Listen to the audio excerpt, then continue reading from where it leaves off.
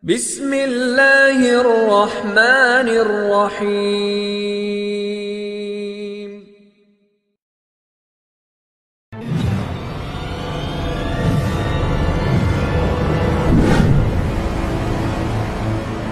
Audio dakwah Ustadz Adi Hidayat.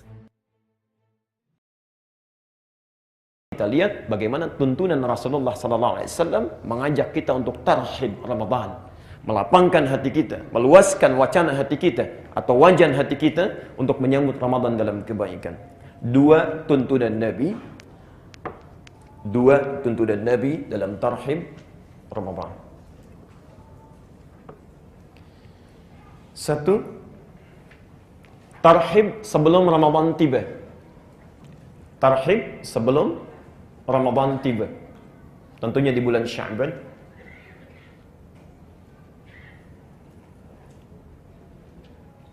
Dan yang kedua, tarhib saat Ramadan tiba. Jadi bagaimana supaya menerima Ramadan saat datang hati kita lapang, ya. Dengan saat Ramadan sudah hadir di tempat kita, kita pun bisa lapang dalam menunaikan segala apapun yang diperintahkan di Ramadan itu, ya. Yang pertama, Bapak Ibu sekalian, ini sebetulnya pernah saya sampaikan dalam pembahasan yang lalu, cuma kita ingin menegaskan saja. Yang pertama, Nabi menuntun kita untuk meluaskan hati kita, melapangkan jiwa kita untuk menyambut Ramadan datang dengan satu doa. At-Tirmidzi nomor hadis 3451. Jazakallahu khair.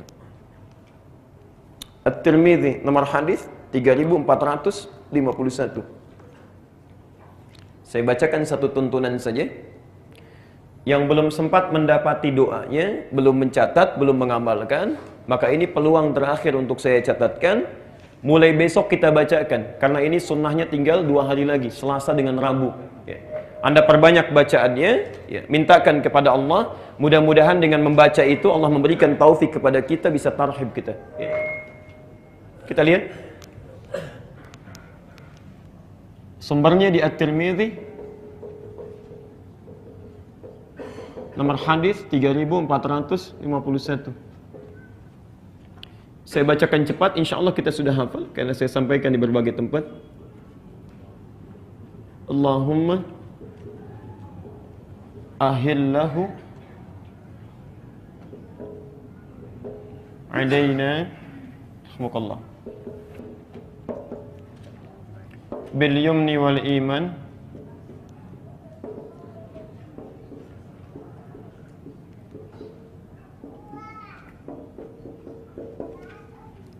wassalamati wal islam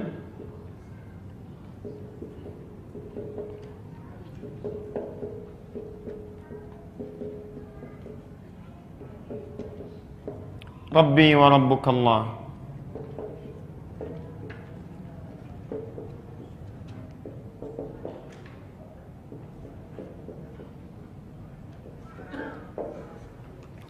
Saya bacakan, artikan, kemudian tafsirkan dengan cepat. Yang sudah sempat menulis dulu, silahkan dicocokkan lagi tulisannya. Yang belum sempat tahu, maka sekarang terbuka peluang kita untuk berdoa dengan membacakan doa yang dimaksudkan. Ini tuntunan Nabi pada tarhib yang pertama, ya. Ada banyak doa yang sampai kepada kita, bisa populer, riwayatnya juga bisa kuat. Tapi dari sekian doa, ini riwayat yang paling populer, kemudian kuat dari sisi hadisnya, dan paling lengkap redaksinya. Allahumma ya Allah, ahillahu, mohon hadirkan awal Ramadan, ya. Mohon hadirkan awal Ramadan. Jadi ketika Ramadan datang, ya, di awalnya, saat datang kepada kita, alaina, kepada kami, ya Allah, mohon hadirkan awal Ramadan kepada kami. Saya tegaskan lagi, kata na di sini, kata ganti, kependekan dari nahnu, yaitu kami. Kalau kami itu sendirian atau banyak? Banyak, karena itu berbentuk jamak. Ini isyarat kepada kita, kalau kita ingin melakukan satu kebaikan sekalipun hanya dengan doa, maka jangan baik sendiri. Sertakan orang lain dalam doa kita. Barangkali ada di sini yang, maaf sekali lagi, orang tuanya belum tahu doa ini, pasangan hidupnya belum tahu, anak-anaknya belum tahu. Saat kita bacakan, ayo sertakan mereka, ya.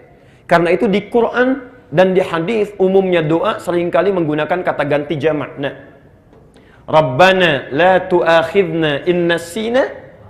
Al-Baqarah 286. Rabbana atina fid dunya. Al-Baqarah 201. Rabbana zalamna anfusana wa illam taghfir lana lanakunanna. Kami. Ya, insyaallah. Karena itu Bapak Ibu sekalian, kalau berdoa sertakan orang lain, jangan soleh sendirian. Apa yang kita minta untuk tarhib, melapangkan jiwa kita itu? Satu, langsung kalimatnya, bil yumni. Ya Allah, mohon hadirkan awal Ramadan kepada kami, bil yumni, dengan penuh ketentraman. Tenang. Seakan-akan ada isyarat orang datang menghadapi Ramadan hatinya tidak tenang, macam-macam. Barangkali Anda yang hadir malam ini juga, ya, wajahnya kelihatan tenang, tentram, tapi hatinya belum tentu. Mungkin memikirkan bagaimana saat Ramadan datang, di rumah motif ekonomi belum siap, ya. Cabenya naik, bawangnya naik, berasnya naik, macam-macam. Ya. Di pasar induk bawang sudah 22.000, di pasar 31.000, di Papua 44.000, ya. Sudah kita pikirkan. Ya, itu baru bawang, belum yang lain. Masya Allah. Misal, ada orang yang nggak biasa puasa, ya, hatinya nggak tenang. Ya Allah, kenapa kok cepat sekali? Padahal sudah 11 bulan lewat. Ya. Bisa nggak diundur? Masya Allah. Ya. Karena nggak biasa puasa. Ya. Karena itu bagi orang yang tidak pernah kedatangan Ramadan, maksudnya tidak serius dengan datangnya Ramadan, tahun lalu boleh tidak tenang, sekarang harus tenang. Mintakan kepada Allah. Wal iman, ini persoalan serius yang kedua. Dan dengan penuh kekuatan iman. Spirit ibadah. Kekuatan iman itu artinya spirit ibadah, semangat ibadah. Hati-hati, ada isyarat dalam kalimat ini seakan-akan orang-orang yang kedapatan Ramadan itu cenderung menurun spiritnya saat Ramadan. Bukan stabil. Ya. Padahal di awalnya Allah berikan kekuatan iman yang sama. Allah, Al-Baqarah 183. Kita hafal ayatnya, ayat puasa. Ya ayyuhalladzina kutiba alaikumus. Perhatikan Bapak Ibu, saya tegaskan sekali lagi, dan ini terakhir penegasan saya. Ya itu disebut harfun nida, huruf untuk memanggil. Tidak pernah disebutkan dalam bahasa Arab, itu ada 14 panggilan. Tapi yang disebutkan di Quran cuma huruf ya ini saja. Terulang sebanyak 361 kali dalam Al-Quran. Fungsinya memanggil seseorang dengan 3 jarak berbeda. Ada yang dekat, Pak Harun dekat saya panggil ya Sayyid Harun, dekat. InsyaAllah. Ada yang menengah, Pak Bambang agak menengah, saya panggil ya Sayyid Bambang, agak menengah. Untuk yang jauh, Pak Lutfi jauh di luar, saya panggil ya Sayyid Lutfi, jauh. Orang Arab mau manggil yang dekat, yang menengah, yang jauh bisa menggunakan satu huruf. Ya. Yang paling hebat ketika ya disandingkan dengan kata iman. Ya ayyuhalladzina amanu. Amanu, terulang 255 kali di Quran. Seakan-akan ketika memanggil kita, hei orang-orang Islam yang punya iman, saya tahu iman kalian itu memiliki tahapan-tahapan yang berbeda. Tidak sama tingkatannya. Ada yang kuat imannya sehingga dekat dengan saya. Sebelum Ramadan pun sudah dekat dengan Allah. InsyaAllah, saya sering ilustrasikan. Adzan subuh jam 4.35, ini jam 4 sudah bangun dia. Saking dekatnya dengan Allah. Bahkan ada yang jam 3, setengah 3 sudah bangun. Dia tahajud, dia tunggu sampai sahar, dia istighfar kepada Allah, menangisi dosanya. Masya Allah. Padahal barangkali menurut Allah itu sudah dosanya itu sudah hilang, amalnya sudah banyak. Imam At-Tirmidzi banyak meriwayatkan hadis. Saum, Masya Allah, bukan hanya Senin Kamisnya, Ayyamul Bidnya, Saum Daudnya, hafal Quran, hadis banyak. Itu di akhir hidupnya sampai menangisi dirinya sampai buta pak matanya. Buta matanya karena takut ketika pulang kepada Allah bekalnya belum cukup. Anda di mana? Orang yang bekalnya sudah banyak luar biasa, hadisnya kita baca sampai hari ini, yang pahalanya mengalir bagi beliau itu di akhir hidupnya sampai menangis buta matanya karena takut kalau pulang masih bawa dosa. Ya, Masya Allah, sekelas At-Tirmidzi, kita ada di mana? Padahal kalau kita berdoa cita-cita kita paling prestisius, surga Firdaus bersama Nabi. Masya Allah. Kita lihat. Ada yang jaraknya menengah. Dipanggil adzan 4.35, bangun 4.35. Diajak ngaji, ayo ngaji. Enggak diajak, enggak. Ya. Kalau mau ke masjid, ke masjid. Kalau tidak, ya tidak. Itu menengah, biasa. Ada yang jauh dari Allah, tipis imannya. Ya, jauh sekali dipanggilnya. Masya Allah. Adzan subuh 4.35, baru bangun jam 5:34. Itu pun belum kepikiran sholat. Ya, baru kepikiran sholat. Ya, Masya Allah. Baru dipikirkan kemudian. Jauh. Tapi hebatnya, Allah panggil dengan satu kata yang sama, tidak dibedakan. Ya ayyuhalladzina amanu. Hei orang Islam selama masih punya iman. Saya tidak peduli mau iman kalian dekat, kuat sehingga dekat dengan saya, atau menengah biasa-biasa saja. Ayo datang puasa. Yang dekat semakin dekat, yang menengah semakin menguat. Dan yang jauh pun kamu mau tobat, datang sini. Kamu tobat saya ampuni, kamu merangkak saya berjalan, kamu berjalan saya berlari. Sini, saya tidak akan bedakan. Masya Allah. Dan hebatnya dipanggil dengan kata alladzina, huruf penyambung konjungsi menunjuk pada orang tanpa batasan. Ismun mausul, tanpa batasan. Terulang sebanyak 1080 kali dalam Al-Quran. Baik itu laki-laki, perempuan, yang tua, yang muda, dewasa, kecil. Bahkan alladzina itu mencakup yang belum balik juga itu. Kalau dalam umumnya kalimat bahasa Arab. Karena itu hebatnya saat Allah memanggil, karena tidak pernah membedakan. Malam Kamis nanti kita akan saksikan, yang gak pernah ke masjid pun akan ada di masjid. Yang gak pernah baca Quran pun akan datang, dia membawa mushafnya. Dan hebatnya jangankan orang yang sudah balik, anak kecil pun datang. Yang belum balik pun mau ibadah. Itulah sebabnya kalimat yang menggunakan ya ayyuhalladzina amanu. Itu rahasianya. Hanya sayang Bapak Ibu sekalian, sudah diberikan di awalnya kekuatan iman, tapi tidak dijaga dengan baik. Sehingga biasanya muncul fenomena yang saya tidak tahu. Saya gagal paham saya. Kenapa tiap tahun selalu terjadi? Kenapa tiap tahun selalu terjadi? Pertengahan Ramadan mulai menyusut, turun. Yang tadinya penuh sampai ke belakang, tiba-tiba maju safnya. 10 hari terakhir, Masya Allah hampir kosong masjid. Orang sibuk dengan mudik, persiapan. Mudik untuk dunia saja semuanya bekal disiapkan. Masya Allah. Motornya kadang-kadang lebih kecil dibandingkan dengan bekalnya. Semua ditumpukan, jadikan satu. Modifikasi semuanya, jalan kita. Masya Allah. Qadar Allah tiba-tiba di jalan kecelakaan, meninggal dunia, bekal nggak cukup sampai pulang. Antum urusan dunia saya sudah disiapkan luar biasa, akhirat sudah sampai mana? Sudah sampai mana? Karena itu kalau kemarin pernah kita sia-siakan, tahun ini jangan lagi. Barangkali ini Ramadan terakhir bagi kita. Apa yang mau kita siapkan? Ya. Karena itu bertakwalah kepada Allah, jadi celaka. Apalagi kalau anak kecil saja sudah ke masjid, ini yang dewasa nggak mau ke masjid. Maka kata Jibril, bu'dun. Dan hati-hati, tadi saya belum katakan. Kata Nabi, amin. Semoga Allah kabulkan itu. Teruskan, 3. Wassalamati. Sehat dan selamat. Sehat dan selamat, Masya Allah. Ada orang semangat ke masjid, tarawih dia, baca Quran luar biasa, bangun lagi di pertengahan malamnya. Allah, tiba-tiba pertengahan Ramadan, datang ke masjid untuk tarawih, kepleset. Ya. Saat kepleset, berobat ke dokter, kata dokter nggak boleh puasa sampai akhir Ramadan. Anda bacakan sekarang, minta pada Allah, ya Allah, kalau kemarin saya sempat sakit Ramadan, maka mohon sehatkan saya. Berikan saya kekuatan. Tidaklah engkau hadirkan Ramadan kecuali untuk mengampuni dosa saya. Kalau memang ajal saya tiba sampai di akhir Ramadan, berikan bimbing saya, beri kekuatan. Kalau dengan saya memohon saat ini belum juga engkau kabulkan, ya Allah dengan cara apa lagi saya mesti memohon kepadamu. Jangan biarkan engkau, Masya Allah, jangan biarkan engkau cabut nyawa saya dalam keadaan yang buruk, ya Rabbal Alamin. Minta, ayo minta. Menangis dari malam hari, tangisi. Kalau Anda tidak sempat menangis dan tidak mampu menangis, tangisilah diri Anda yang tidak mampu menangis. Kalau Anda tidak mampu menangis, memohon kepada Allah, tangisi diri Anda yang tidak mampu menangis. Mudah-mudahan dengan itu kita mengerti. Ya, Masya Allah. Saya selalu katakan, kalau Anda tidak mampu berlomba dengan orang soleh dalam kebaikan, maka silahkan berlomba dengan para pendosa untuk bertobat dan beristighfar.